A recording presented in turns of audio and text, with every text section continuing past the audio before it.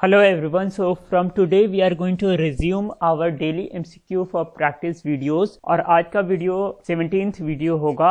150 question हम पहले देख चुके हैं, आज जो है 150 के बाद देखेंगे, लेकिन उसको डिस्कस करने से पहले हम कुछ और डिस्कस कर लेते हैं, वो है टेस्ट सीरीज के बारे में। तो बेसिकली टेस्ट सीरीज जो है वो सिर्फ और सिर्फ जो हमारे डोनर्स हैं उनसे शेयर होगा। इसमें जो क्वेश्चंस होंगे वो हमारे वीडियोस में नहीं शेयर हुए हैं और जिनके चांस ज्यादा हैं आने के वैसे क्वेश्चंस हैं, और जो डोनेशन दे रहे हैं उनको क्या शेयर हो रहा है मैं ये क्लियर कर देता हूँ। सबसे पहले एक गाइडेंस डॉक्यूमेंट है, दूसरा है लास्ट 3 इयर्स का जो जीके का क्वेश्चन आया था उसका एक डॉक्यूमेंट है, तीसरा है जीके का मेरे वीडियो से क्वेश्चंस हैं उसका एक पीडीएफ है 100 क्वेश्चंस का। उसके बाद जो मेरे स्लाइड्स हैं वो सारे स्लाइड्स आपको शेयर होंगे, यानी कि ये जो वीडियो सीरीज है उसके जितने सारे स्लाइड्स हैं वो सारे स्लाइड्स आपसे शेयर हो जाएंगे। उसके बाद लास्टली जो मैंने नया एडिशन किया है वो है टेस्ट सीरीज का और टेस्ट सीरीज का सोल्यूशन का। तो बेसिकली एक टेस्ट सीरीज एक टेस्टिंग प्लेटफॉर्म है, वहां पे आप जाके टेस्ट दे सकते हैं। आज रात से वो शुरू हो जाएगा और उसके बाद टेस्ट जब आप दे लीजिएगा तब आपको एक सॉल्यूशन शेयर किया जाएगा, इंडिविजुअली शेयर किया जाएगा, और उस सॉल्यूशन में आपको कुछ ऐसी बातें बताई जाएंगी, न सिर्फ क्वेश्चन बल्कि उससे एक्स्ट्रा जो आपको जानना चाहिए वो भी उसमें मेंशन होगा। तो ये सारा आपको शेयर किया जाएगा। ये जो है सिर्फ और सिर्फ डोनर्स के लिए है। तो बेसिकली कई लोग ये पूछ रहे थे कि कितना डोनेशन देना है, तो मैं बोलूंगा कि आप पहले ये पूरा वीडियो सीरीज देखिए और देखने के बाद सोचिए कि मैं जो आपको मटेरियल प्रोवाइड कर रहा हूँ, और उसके बाद आप खुद ही सोचिए कि कितना देना चाहिए, और जितना आप दे सकते हैं दीजिए। उसके बाद सेकंड मैं ये दिखा देता हूँ कि टेस्ट सीरीज जो होता है वो उसका ऑब्जेक्टिव क्या होता है। पहला एक और बात इंपॉर्टेंट है कि हमारा जो टेस्ट सीरीज होगा वो इस टाइप का फॉर्मेट होगा। जैसे यहाँ एक क्वेश्चन होगा, यहाँ क्वेश्चन है कि who was the first musician to be awarded Bharat Ratna, और ऑप्शन है A Lata Mangeshkar, B Pandit Bhimsen Joshi, C Bhupen Hazarika and D M S Subbulakshmi. अब यहाँ देखिए ये जो गोला है ये गोला ABCD लगातार नहीं है, ये रैंडम है। ए नीचे है, बी है, फिर सी है, फिर डी है, अपोजिट है, कुछ भी हो सकता है इसका। तो उसमें जो सही आंसर होगा ना, suppose D is the right answer here, M S Subbulakshmi was the first musician to be awarded Bharat Ratna. उनका नाम आपको जब टिक करना है तो ये डी ऑप्शन देख के करना है, आप गलती से ए को नहीं टिक कर दीजिएगा। तो ये थोड़ा इंपॉर्टेंट था इसलिए मैंने डिस्कस कर लिया। मेन इस पे आते हैं, इस कॉन्सेप्ट पे कि ऑब्जेक्टिव क्या होता है टेस्ट टेकिंग का। अगर आप टेस्ट देते हैं बहुत सारा तो उसका ऑब्जेक्टिव क्या होता है? उसका ऑब्जेक्टिव फियर तो कभी नहीं होता है। तो कई लोग ऐसे हैं जो कि डर रहे हैं कि मेरे जो है टेस्ट में 50% आए, मेरे जो है टेस्ट में मॉक टेस्ट में जो है 60% आए मुझे।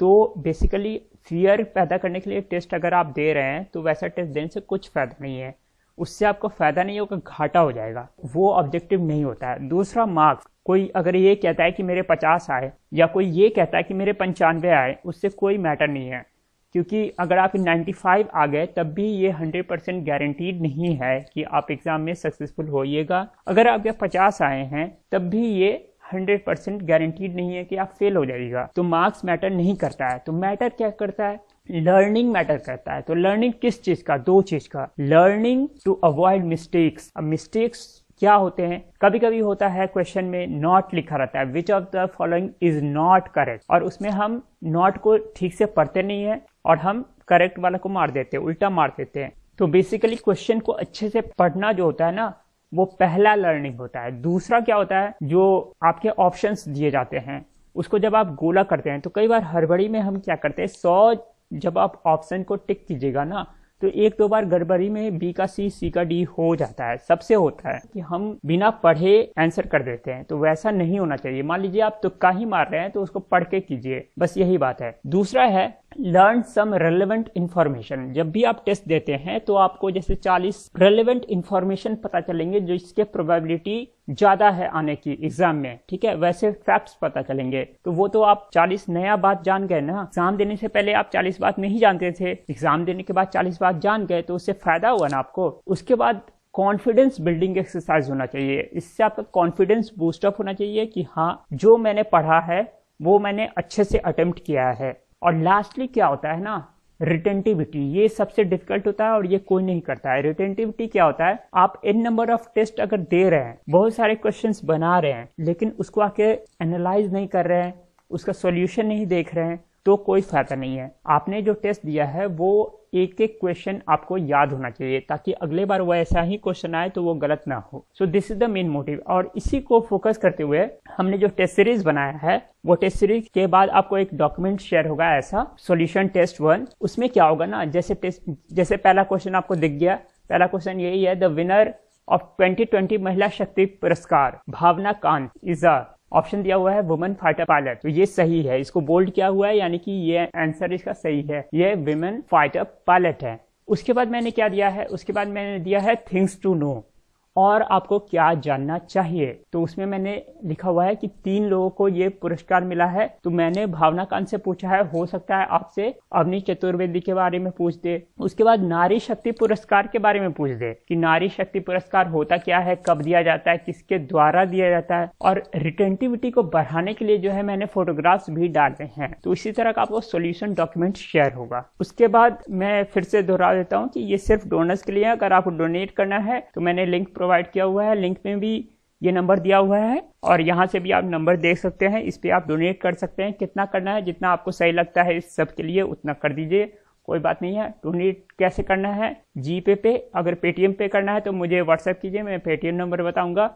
उसके बाद आप स्क्रीनशॉट मुझे भेजिएगा व्हाट्सएप पे, तब मैं आपको मटेरियल्स दूंगा। अब आते हैं 151st क्वेश्चन पे। ये बोलता है कि CIBIL score is related to which of the following. तो आप सबको पता होगा, सबने सुना होगा कम से कम सिविल स्कोर के बारे में। तो ये किससे रिलेटेड है? पहला बोलता है a score based on academic and work experience. दूसरा बोलता है a score which rates startups according two degree of noble innovations. तीसरा बोलता है it represents the credit information of an individual. D बोलता है it is a score based on the performance of internet services. तो इसका answer क्या होगा? आप सबको पता होगा, जो क्रेडिट कार्ड लेते हैं सबको पता होगा, सी होगा, it represents the credit information of an individual. यानी कि होता क्या ना, सिविल स्कोर देख के आपका बताया जा सकता है कि अगर आपको लोन दिया जाए तो आप कितना चांस है कि उसको रीपे कर पाइएगा। अब नेक्स्ट है Kuldeep Handoo. Kuldeep Handoo is related to which of the following sports. तो ये क्यों न्यूज में थे?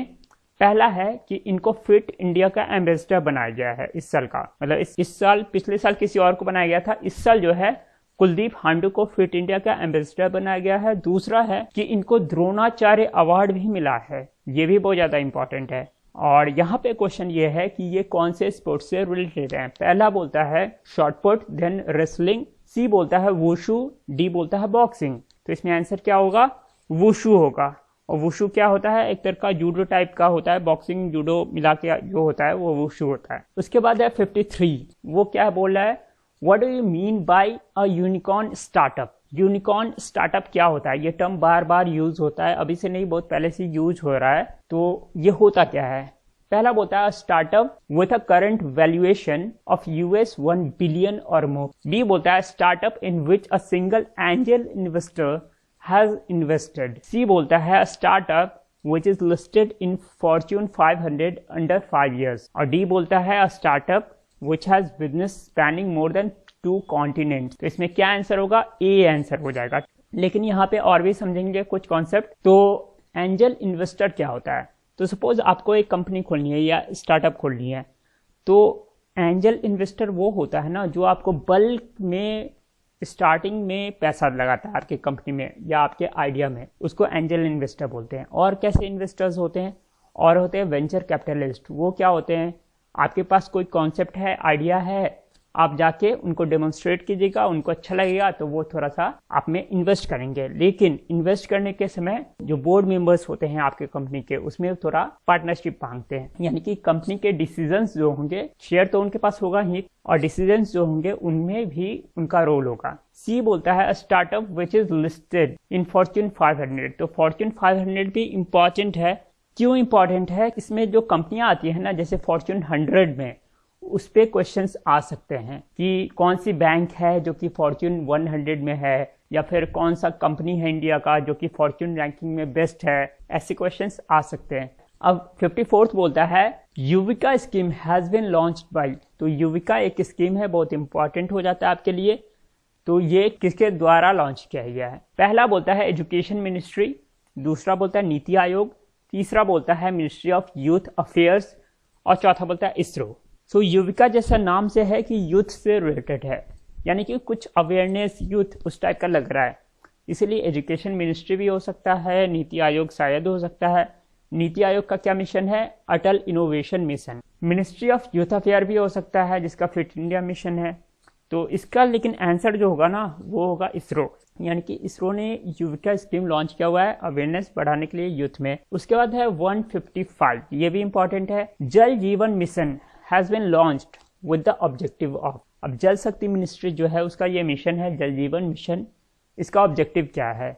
ए बोलता है developing aquaculture in rural area, यानी कि जल में जो जीवन होता है, जैसे मछलियाँ होती हैं, जैसे एक्वेटिक प्लांट्स होते हैं, उनका कल्चर करो और उससे पैसा कमाओ। बी बोलता है promoting sprinkler and drip irrigation. C बोलता है facilitating pipe drinking water to all rural house holds.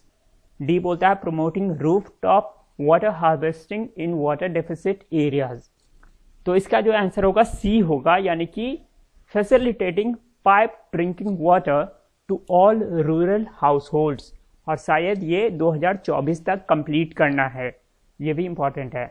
उसके बाद 56 बोलता है dash has recently become BAFTA breakthrough India ambassador.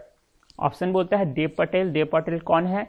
Slumdog millionaire अगर आपने देखा है तो उसमें जो एक्टर है वही देव पटेल है। बी बोलता है प्रतीक कुहाड़, ये आपको पता होगा म्यूजिशियन है। सी है AR रहमान। डी बोलता है अमित त्रिवेदी। तो इसका जो आंसर होगा वो होगा AR रहमान। यहाँ पे मैं इसको रेड करना भूल गया हूँ, यहाँ पे इसका आंसर हो जाएगा AR रहमान। AR रहमान को बैफ्टा ने ब्रेक थ्रू इंडिया एम्बेसडर बनाया था 1-2 महीना पहले। उसके बाद है 57 बोलता है just as FIFA is related to football FIBA is related to. तो फीबा किससे रिलेटेड है? बेसबॉल से है, बास्केटबॉल से है, बैडमिंटन से है या बॉलिंग से है? तो यहाँ बी सब में है, और फीबा का जो बी है वो वही होगा जो इसका आंसर होगा। तो बेसिकली आप सबको पता होना चाहिए जो बी है वो बास्केटबॉल से है, यानी कि इंटरनेशनल बास्केटबॉल फेडरेशन फीबा। तो ये आपको पता होना चाहिए, थोड़ा पॉपुलर है। उसके बाद आते हैं 58 पे, ये भी इंपॉर्टेंट है। इन ईमेल्स CC स्टैंड्स फॉर, क्योंकि एक क्वेश्चन बार बार वो IT से पूछता है तो हो सकता है ऐसा क्वेश्चन पूछ दे, और वो बहुत बेसिक होता है, जैसे कुकीज़ क्या होते हैं, HTML का फुल फॉर्म क्या होता है, इस टाइप के क्वेश्चंस आ चुके हैं। तो मैंने पूछा है कि जो आप मेल भेजते हैं ना, कहीं भी कभी मेल भेजेगा तो यहाँ देखते हैं CC लिखा हुआ है या BCC लिखा हुआ है, तो इसका मतलब क्या होता है? तो पहला बोलता है क्रिएटिव कॉमन्स, दूसरा बोलता है क्रिएटिव साइटेशन, तीसरा बोलता है साइटेशन कॉपी, चौथा बोलता है कार्बन कॉपी। तो इसका आंसर जो होगा वो हो जाएगा कार्बन कॉपी। ठीक है, CC जो होता है वो कार्बन कॉपी होता है, और फिर BCC क्या होता है? Black carbon copy. So this was all for today. Thank you, thanks for watching. जिनको भी टेस्ट सीरीज चाहिए या मटेरियल चाहिए वो डोनेट कर सकते हैं।